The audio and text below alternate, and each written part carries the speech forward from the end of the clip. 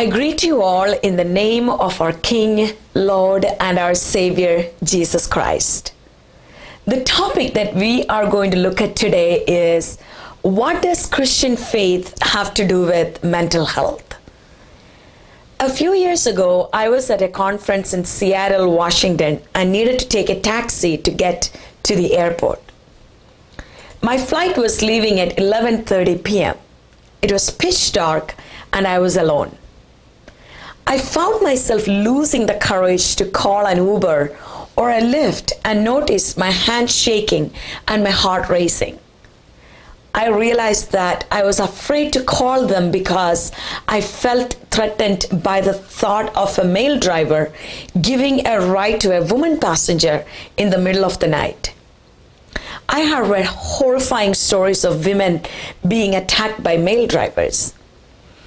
The presence of that threat, based on past news, petrified me.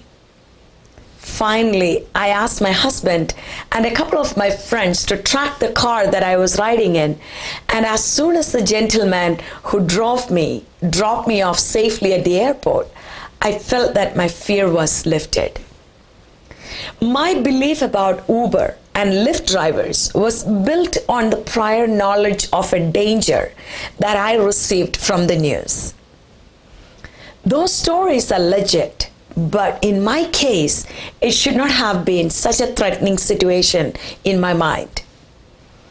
Because of that fear, I was not ready to reach out and receive the help I needed from a person that I did not know. I shared this story because we approach any discussion on mental illness or mental health conversation in the same way. The first time we experience it, we think it is a threat based on our previous knowledge and perception. We do not want to talk about it because we are afraid. We say, what happens in this house stays in this house. What happens in this church stays in this church. We consider mental illness as a sign of weakness. Sometimes we even compare it to moral failure. We say we are not praying hard enough or that we do not have enough faith. We push the conversation about our emotional struggles to the corners of our houses or even out of our houses. We are afraid to deal with it. We are afraid of how others will see us. That lack of acknowledgement and suppression of the mental pain has pushed our generation into deeper pain and more severe mental struggles. If you have a loved one with a mental illness, or you yourself struggle with the symptoms of mental illness, your first reaction to such judgment from others may have been along the lines of sadness, helplessness, or anger. To make matters worse, the pandemic and the resulting economic recession have significantly impacted many people's mental health. According to a poll conducted in July, 53% of adults in the United States have reported that their mental health has been negatively impacted due to worry and stress over the coronavirus. In India, 10% of the population has common mental disorders, and 1.9% of the population suffers from severe mental disorders. Research conducted by the Suicide Prevention in India Foundation in May found that nearly 65% of the 159 mental health professionals who took part in that survey reported an increase in self-harm among their patients. Another survey in April by the Indian Psychiatric Society showed that about 40% of their participants were suffering from common mental health disorders such as anxiety and depression due to the pandemic. Even though India has one of the highest suicide rates in the world, the country and its people do not have a long history of discussing mental illness or mental health. The goal of this presentation and the ones that follow in the coming days and months is to flip that conversation on mental illness. We are going to learn to start conversations on mental illness and treatment strategies without fear or intimidation. We are going to openly talk about the real struggles and the pain of mental suffering. This is an urgent need in this age and time. And in this presentation, I would like to focus on why engaging in this mental health conversation is important. When we know why, we will be open to how or the ways of tackling the mental health challenges in our communities. May I begin with a brief study on a few terminologies or words we repeatedly use and at the same time repeatedly run away from. One is psychology. When we hear the word psychology, the issue of mental illness comes running into our minds. We immediately assume that it has some relationship with treating mental illness, and we tend to run away from it. Now, the word psychology comes from two Greek words, psyche, which means soul, and logos, which commonly means word and study or reason. So psychology means the study of the soul. Another word to keep in mind is psychopathology. This word has originated from three Greek words. Psyche, which means soul, pathos means suffering, and logos means study. So psychopathology means soul suffering study. Another word to look at is psychotherapy. This consists of two Greek words, psyche, soul, and therapio, to heal. And psychotherapy means soul healing.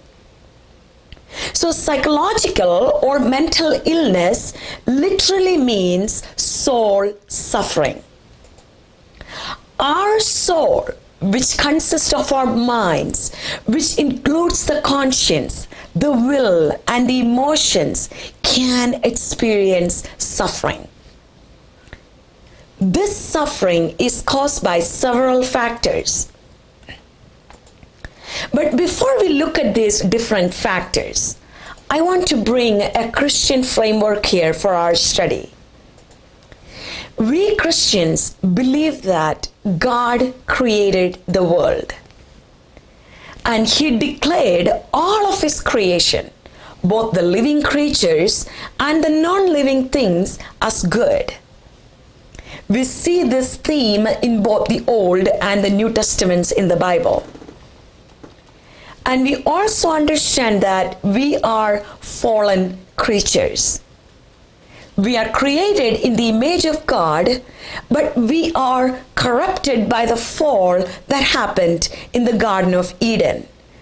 And all aspects of who we are and what we experience in this life reflects this fallen condition. This means our physical, emotional, psychological, and cognitive aspects of our experience are in some way affected by the fall. Because of this reason, our physical conditions, our thoughts, our behaviors, and our decisions are never perfect while we live in this world. They are filled with weaknesses and limitations. The good news is, God did not leave us in our fallen condition. He has not abandoned us in our fallen state. Rather, he stepped into our fallen world through the birth of Jesus and has offered redemption for the humanity's physical, emotional, psychological, relational, and spiritual problems. So we must view human mental health and well-being in the context of God's saving grace and his redemptive plan. Redemption through Jesus and the hope of resurrection tells us to never give up, and that God's grace is sufficient to cover all our limitations if we are in a right relationship with him. Now, let us take a brief look at the factors that affect human mental health functioning. First, the depression, anxiety, panic attacks, or any other mental or behavioral health challenges can be due to a stressor or a stressful event like the pandemic we are facing today. When we do not have enough social support or other resources to lean on during a painful situation, we can slip into increased sadness and hopelessness. According to researchers, the soul suffering, whether it is short-term or long-term, can be caused by biological factors. This means the soul suffering or mental illness could be due to some physical issues. This can include medical illnesses such as hypothyroidism, diabetes, and heart disease, or accidents that led to traumatic brain injury, or other behavioral issues such as alcoholism or drug use in the family. The source of mental illness could also be psychological. This means our thought patterns such as hope, fears, expectations, and emotional responses to the events in our lives can affect how we perceive and continue to feel our feelings and think our thoughts. The third reason can be social influences. This explores the relationship patterns in our lives. How did our family affect our emotional well-being? For instance, growing up in a family with relational conflicts or alcoholic parents or other relatives affect a child's well-being. Also, the parenting strategies we take affect a child's mental functioning. The last but equally important part is spiritual influencers. This explores the question of how our faith experiences have shaped our emotional well-being. What do we believe about God? Do we have a healthy understanding of who God is? What do we believe about our relationship with him? This leads us to a very crucial question. Can we separate spiritual problems from psychological, emotional, relational, and physical problems? Can we divide the spiritual world from the psychological or emotional? My answer is both yes and no. We as human beings are multi-dimensional. God created us as a unity of parts, much like himself. Although we are image bearers of God, we are limited in our capacity to function alone. God created us to function in certain ways, and these functions include our internal thoughts, feelings, and the experience of our conscience. It also includes external behaviors and the ways we use to relate to others. To put it differently, we function physically, psychologically, socially, and spiritually. When we are not functioning properly, we place ourselves at risk of spiritual, emotional, and physical health concerns. All of these aspects are individual in nature, but are part of how we experience life and influence emotional patterns. As we experience painful symptoms of soul suffering, such as depression, anxiety, or suicidal ideation, we may realize that more than one area of our life needs attention. It could be due to a physical, psychological, social, spiritual, or a combination of these areas.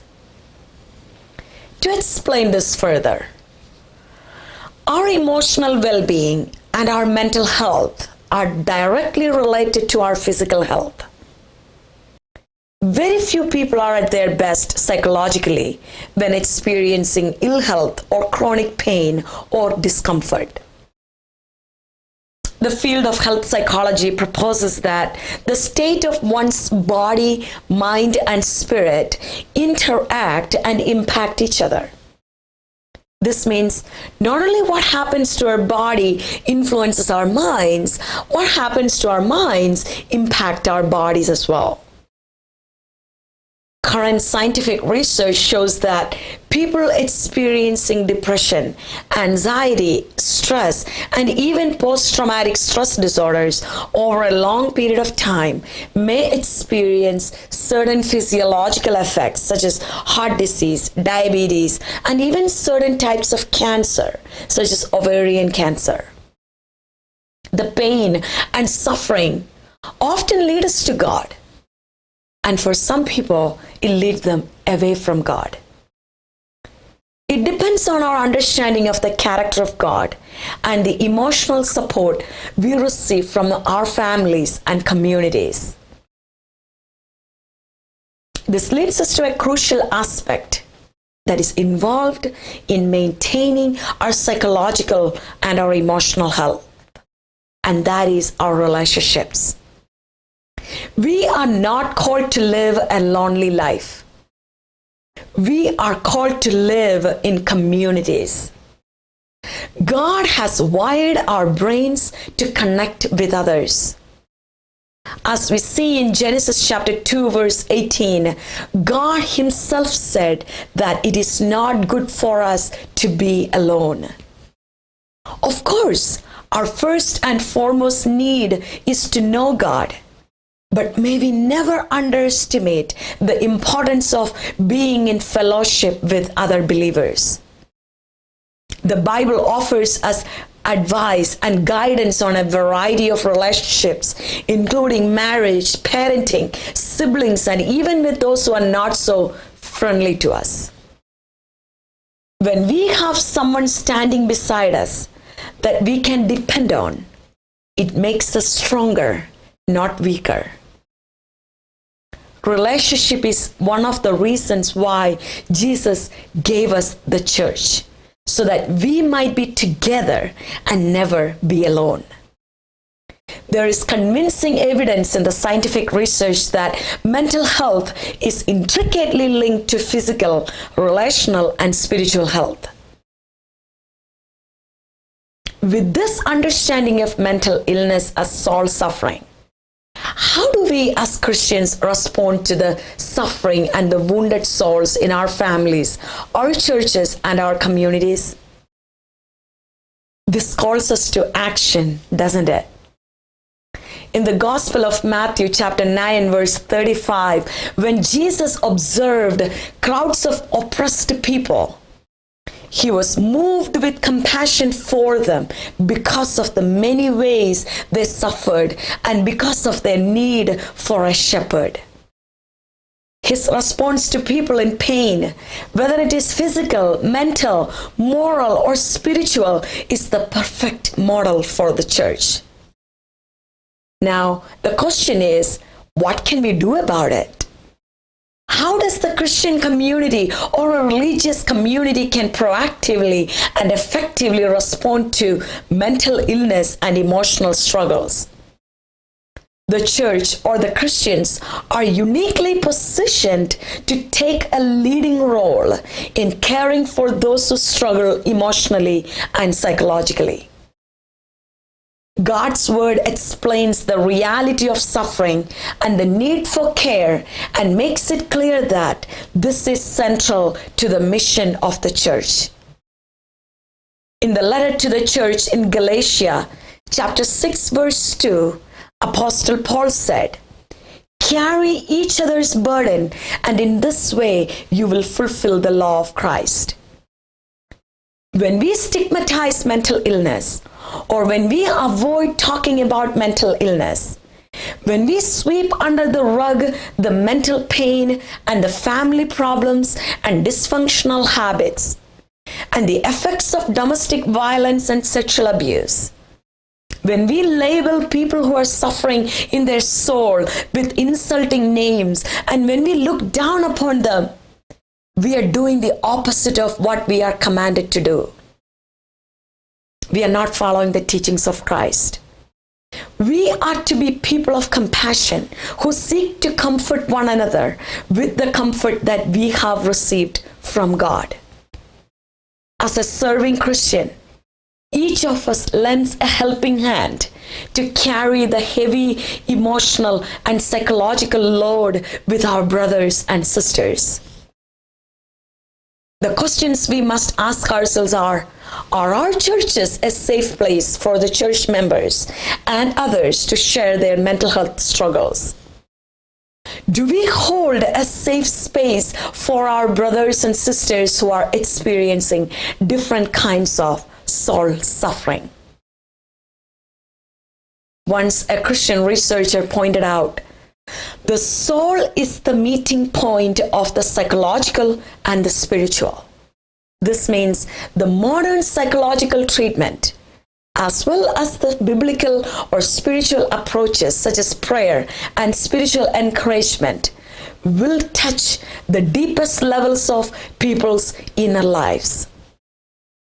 What we need is a genuine love for people. May we develop a heart of empathy and understanding for the hurting people around us, in our families and in our communities. As a young girl, one of my favorite stories in the Bible was the powerful encounter between Prophet Elijah and the prophets of Baal on Mount Carmel. Elijah was facing off 450 prophets of Baal in a contest set in opposition to the God of Israel against the Canaanite god Baal. This is a story with dramatic tension and a strong display of power.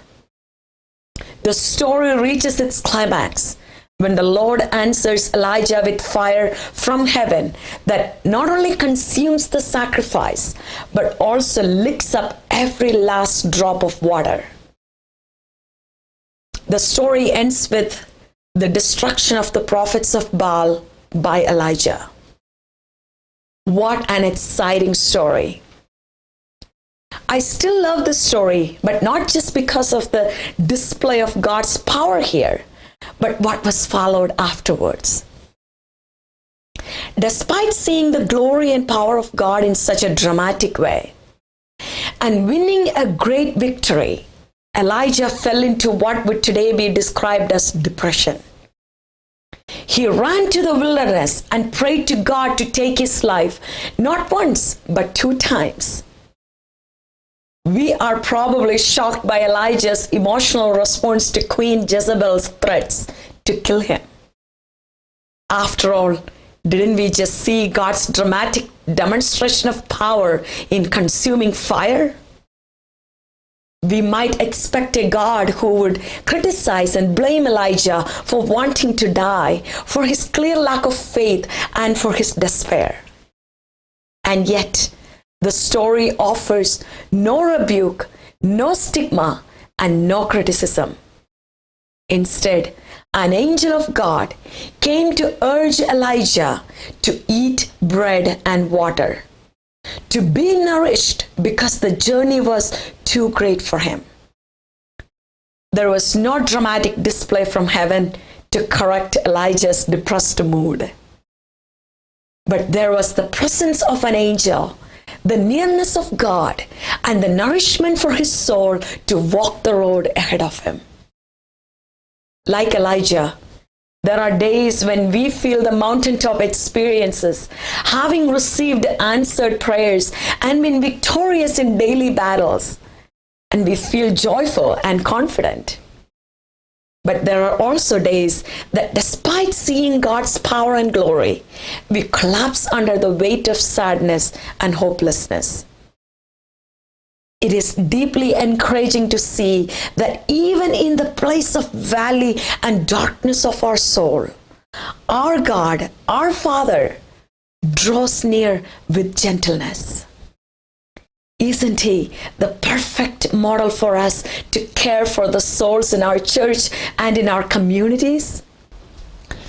May I conclude here with this? How does all this work together?